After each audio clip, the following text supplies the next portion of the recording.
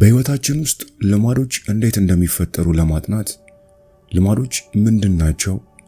አእምሯችን ልማዶችን የሚያዳብረው ለምንድን ነው? ለሚሉና ለመሳሰሉ ጥያቄዎች በዚህ አቶሚክ ሃቢትስ ወይም የልማድ አስደናቂ ኃይል በሚለው ሶስተኛው ክፍል በስፋት የምናይ ይሆናል። አብረን እንቆይ። አእምሯችን ልማዶችን የሚገነባው ለምንድን ነው? ልማድ ማለት አውቶማቲክ እስኪሆን ድረስ በበቂ ሁኔታ የተደጋገመ ባህሪ ማለት ነው። ይህ ልማዶችን የመገንባት ሂደት የሚጀምረው በመሞከርና በመሳሳት ነው። በህይወት ውስጥ አዲስ ነገር ባጋጠመ ጊዜ ሁሉ አእምሮ ውሳኔ መወሰን አለበት። አንድ ችግር ለመጀመሪያ ጊዜ ሲመጣብህ እንዴት እንደምትወጣው አታውቅም። በዚህ ጊዜ በአእምሮ ውስጥ የሚካሄዱ የተቃወሱ እንቅስቃሴዎች ወይም ኒውሮሎጂካል አክቲቪቲስ ብዙ ናቸው። ምን ማድረግ እንዳለብህ ለመወሰን ሁኔታዎችን በጥንቃቄ ትመረምራለህ። በርካታ አዳዲስ መረጃዎችን ወደ አእምሮ በማስገባት ትርጉም ያለውን ነገር እንዲሰጥ ለማድረግ ትፍጨረጨራለህ። አእምሮህም ከነዚህ ሁሉ ውስጥ የተሻለውን ለመጠቀም ተጨናንቆ ይሰራል። በሂደት ልክ ቁልፉን እንደተጫኑት ድመቶች ወደ መፍትሄው አካባቢ ትረግጣለህ። ለምሳሌ የመደበር ስሜት ሲቆጣጠር ትንሽ ብትሮጥ የሚያረጋጋ መሆኑን ታውቃለህ። ቀኑን ሙሉ ሰርተህ አእምሮ ስለዛለ የቪዲዮ ጌምን ብትጫወት ዘና እንደሚያደርግ ትማራለህ። መፍትሄዎችን ትፈልጋለህ። በስተመጨረሻም ሽልማትን ትቀበላለህ። ወዳልጠበቅከው ሽልማት ስትደርስ ለቀጣይ አቅጣጫ ስልትህን ታሻሽላለህ። አእምሮህም ከሽልማቱ በፊት የነበሩትን ሁነቶች ሁሉ ቦታ ማስያዝ ይጀምራል። ይህ ከሁሉም የሰው ባህሪያት ጀርባ ያለው የግብረ መልስ ቀለበት ወይም ፊድባክ ሉፕ ነው። መሞከር፣ መውደቅ፣ መማር፣ በቀጥታ መሞከር። በልምምድ ብዛት ጠቃሚ ያልሆኑት እንቅስቃሴዎች እየጠፉ ጠቃሚ የሆኑት ግን እየተደጋገሙ ይሄዳሉ። ይህ የልማድ ምስረታ ነው። በተደጋጋሚ ችግር ባጋጠመ ጊዜ ሁሉ አእምሮ የመፍቻውን ሂደት አውቶሜት እያደረገ ይሄዳል። በመሆኑም ልማዶች በተደጋጋሚ የምትጋፈጣቸው ጭንቀቶችና ችግሮች አውቶማቲክ መፍትሄ ጥርቅሞች ናቸው። የስነ ባህሪ ሳይንቲስቱ ጆንሰን ሃን ልማዶች በአካባቢያችን ውስጥ በተደጋጋሚ የሚያጋጥሙንን ችግሮች የምንፈታባቸው ቀላልና አስተማማኝ መፍትሄዎች ናቸው ሲል ተናግሯል። ልማዶች እየተፈጠሩ በሄዱ ቁጥር በአእምሯችን ውስጥ የሚካሄዱት እንቅስቃሴዎች እየቀነሱ ይሄዳሉ። ውጤታማ የሚያደርገውን ነገር ምልክት የሚሰጠን ነገር ላይ ማትኮር እንማራለን። በቀጣይ ተመሳሳይ ችግር ሲገጥምህ ምን ማድረግ እንዳለብህ ስለምታውቅ በቀጥታ ወደዚያው ትሄዳለህ። ነገሩን ከብዙ አቅጣጫ እያዩ መተንተን አያስፈልግም። ስለሆነም አእምሮ የመሞከር መሳሳት ሂደቱን ያልፈውና ቀጥተኛ የአእምሮ ህግ ያስቀምጣል። ይህ ከሆነ ያ ነው የሚል። ይህ አእምሮ ላይ የሚታተም ህግ ለሁኔታዎች የሚስማማ በሆነ ጊዜ ሁሉ የምንጠቀመው ሆኖ ይቀመጣል። አሁን ጭንቀት በተሰማ ቁጥር መሮጥ እንዳለብህ ህግ አለ። ልክ ከስራ ተመልሰህ ወደ ቤት እንደመጣ የቪዲዮ ጌሞች ትከፍታለህ። የሆነ ወቅት ላይ ብዙ ጥረት ይፈልግ የነበረ ምርጫ አሁን ግን አውቶማቲክ ነው። ልምድ ተገንብቷል። ልማዶች በተሞክሮቻችን የምንማራቸው አእምሯዊ አቋራጭ መንገዶች ሜንታል ሾርትከትስ ናቸው። ማለትም ልማዶች ባለፈው ጊዜ የገጠሙህን ችግሮች የፈታህባቸው መፍትሄዎች፣ ሂደቶች፣ ትውስታዎች ናቸው። ሁኔታዎቹ እየሰሩ በሄዱ ቁጥር እያጠራቀምን እንሄድና ለሌሎች ተመሳሳይ ችግሮች እንጠቀምባቸዋለን።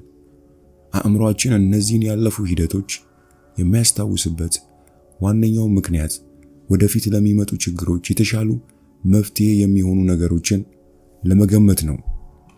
ልማዶችን ማዳበር በጣም ጠቃሚ ነው።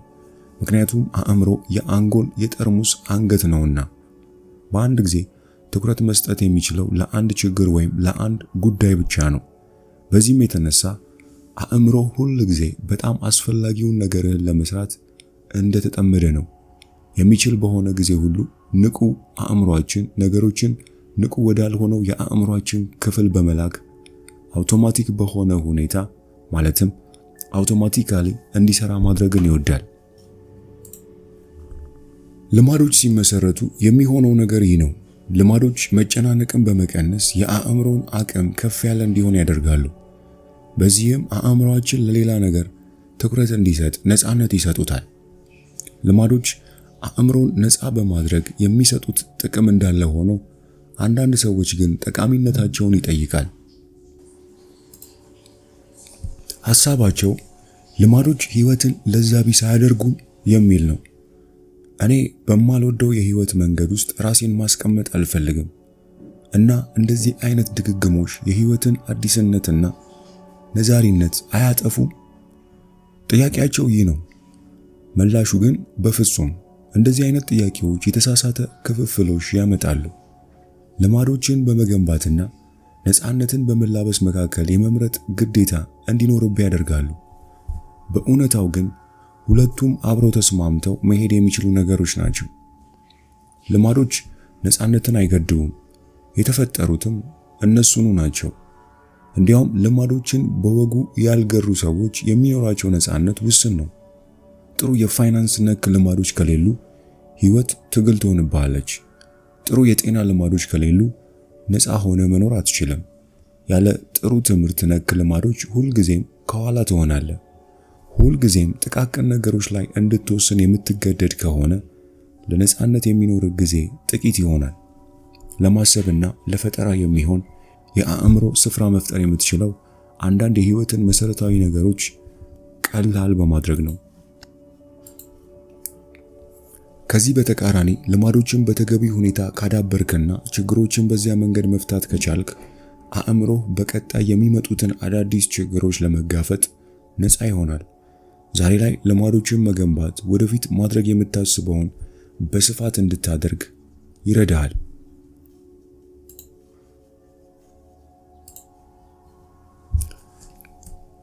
ልማዶች የሚሰሩበት ሳይንስ። ልማዶችን የመገንባት ሂደት በአራት ደረጃዎች መክፈል ይቻላል። ምልክት ፍንጭ ወይም ኪው፣ ፍላጎት ወይም ጉጉት ክሬቪንግ፣ ተግባር ወይም ምላሽ ሪስፖንስ እና ውጤት ወይም ሽልማት ሪዋርድ ናቸው። ሂደቱን ወደ እነዚህ አራት ደረጃዎች መቆራረጥ ልማድ ማለት ምን ማለት እንደሆነና እንዴት እንደሚሰራ እንዲሁም እንዴት ልማዶችን ማሻሻል እንደሚቻል ለመረዳት መንገዱን ቀላል ያደርገዋል። እነዚህ አራት ደረጃዎች የሁሉም ልማዶች የጀርባ አጥንቶች ናቸው። አእምሮአችን ሁልጊዜም በእነዚሁ ደረጃዎችና በዚህ ቅደም ተከተል ውስጥ ያልፋል። መጀመሪያ ምልክት ወይም ፍንጭ ኪው አለ። ይህ ምልክት አእምሮ የሆነ አይነት ባህሪ እንዲያነሳሳ ይለኩሰዋል። ምልክት ውጤቱን የሚጠቁም ጥቂት መረጃ ነው። አያት ቅድመ አያቶቻችን እንደ ምግብ፣ ውሃ፣ ወሲብ ያሉ ተቀዳሚ ሽልማቶች ያሉበት ቦታ ለሚጠቁሙ ምልክቶች ትኩረት ያደርጉ ነበር። እኛ ግን ዛሬ ትኩረታችንን የምናደርገው እንደ ዝና፣ ገንዘብ፣ ክብር፣ ስልጣን፣ ፍቅር፣ ጓደኝነትና የመሳሰሉት ሁለተኛ ደረጃ ሽልማቶች የሚገኙበትን በሚጠቁሙን ምልክቶች ላይ ነው። በእርግጥ እንደዚህ አይነት ሽልማቶች የሁሉም ነገር መነሻ የሚሆነውን የመራባትና በህይወት የመቀጠል ፍላጎትን በተዘዋዋሪም ቢሆን ይደግፋሉ። አእምሮአችን ያለንባቸውን ውጫዊና ውስጣዊ ሁኔታዎች በቀጣይነት በመተንተን ሽልማቱ የት እንደሚገኝ ፍንጭ ለማግኘት ይጥራል። ምልክት ይህንን ፍንጭ የሚሰጠው የመጀመሪያው ጠቃሚ በመሆኑ ምክንያት በተፈጥሮ ወደ ከፍተኛ ፍላጎት ወይም ጉጉት የመምራት አቅም አለው። ጉጉት ወይም ፍላጎት ክሬቪንግ ሁለተኛው ደረጃ ነው። ይህም ከልማዶች ሁሉ ጀርባ ያለ አነሳሽ ኃይል ነው። ያለ አንዳች ፍላጎትና ተነሳሽነት ወደ ተግባር የምንገባበት ምንም ምክንያት የለም። የምትጓጓው ራሱ ልማዱን አይደለም፣ ልማዱ የሚያመጣውን ለውጥ እንጂ። ሲጋራ ማጨስ አትጓጓም። የምትጓጓው ሲጋራ በማጨስ የምታገኘውን ከጭንቀት የመላቀቅ ደስ የሚል ስሜት ነው። ጥርስን መፋቅም አያጓጓም፣ የንጹህ አፍና ጥርስ ባለቤት መሆን እንጂ። ቴሌቪዥን ወይም ሶሻል ሚዲያን መመልከት በጉጉት የምትጠባበቀው አይደለም፣ የምትፈልገው መዝናናቱን እንጂ። እያንዳንዷ ጉጉት ውስጣዊ ሁኔታን ለመቀየር ካለ ፍላጎት ጋር የተሳሰረች ናት። ይህ በዝርዝር የምናየው በጣም ጠቃሚ ነጥብ ነው። ጉጉት ወይም ፍላጎት ከሰው ሰው ይለያያል። በጽንሰ ሐሳብ ደረጃ የትኛውም ሽራፊ መረጃ ፍላጎትን ያነሳሳል። በተግባር ግን ሁሉም ሰው በተመሳሳይ ምልክት አይነሳሳም። ለቁማርተኛ የካርታ ፓውዛ ድምፅ የፍላጎት ማዕበልን የሚያቀጣጥል ሲሆን፣ ለሌሎች ግን ምንም ነው። ምልክቶች እስካልተተረጎሙ ድረስ ትርጉም የለሽ ነገሮች ናቸው።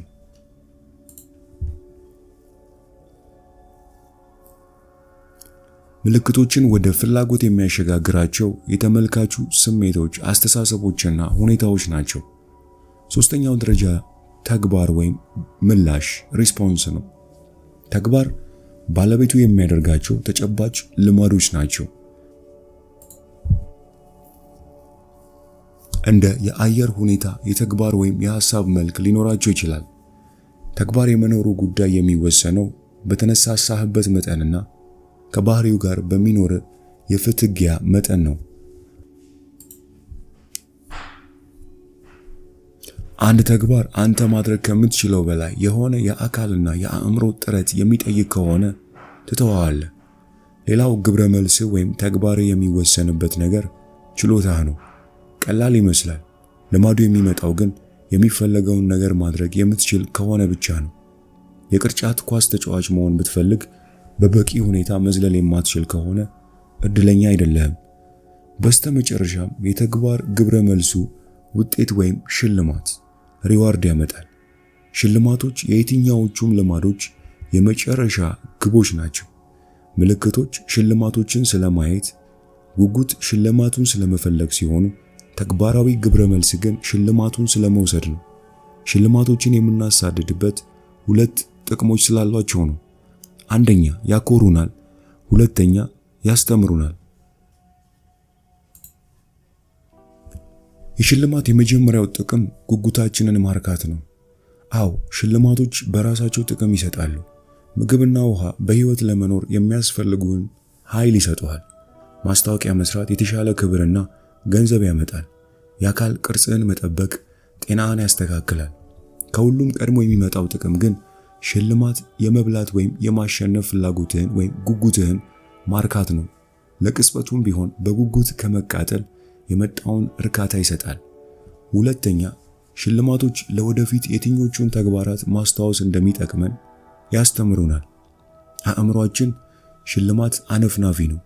በህይወት መንገድ ስትጓዝ አነፍናፊው የነርቭ ስርዓት የምትፈልጋቸውንና የሚያረኩህን ነገሮች በቀጣይነት በመፈለግ ይጠመዳሉ። የእርካታና የመከፋት ስሜቶች አእምሯችን ጠቃሚ በሆኑና ጠቃሚ ባልሆኑ ተግባራት መካከል ለመለየት የሚያደርገው የተግባራዊ ግብረ መልስ ስርዓት አካል ናቸው። ሽልማቶች የተግባርን ቀለበት በመሙላት የልማዶችን ክበብ ሙሉ ያደርጉታል። የትኛውም ከአራቱ ደረጃዎች መካከል በአንዱ ላይ ጠቃሚ መሆን ያልቻለ ባህሪ ልማድ መሆን አይችልም። ምልክቱን ካጠፋኸው ልማድ መቼም አይጀምርም። ጉጉትህን ከቀነስክ ደግሞ ወደ ተግባር ለመሻገር የሚሆን ተነሳሽነት አታገኝም። ባህሪውን ከባድ ካደረግከውም ልትተገብረው አትችልም። ሽልማቱ ፍላጎትህን ማርካት ካልቻለ ይህንን ተግባር ደግመ የምታደርግበት ምክንያት አይኖርህም። የመጀመሪያዎቹ 3 ደረጃዎች ሳይኖሩ ባህሪ አይኖርም። ያለ አራቱ ደረጃዎች ደግሞ ባህሪው ሊደጋገም ልማድም ሊሆን አይችልም።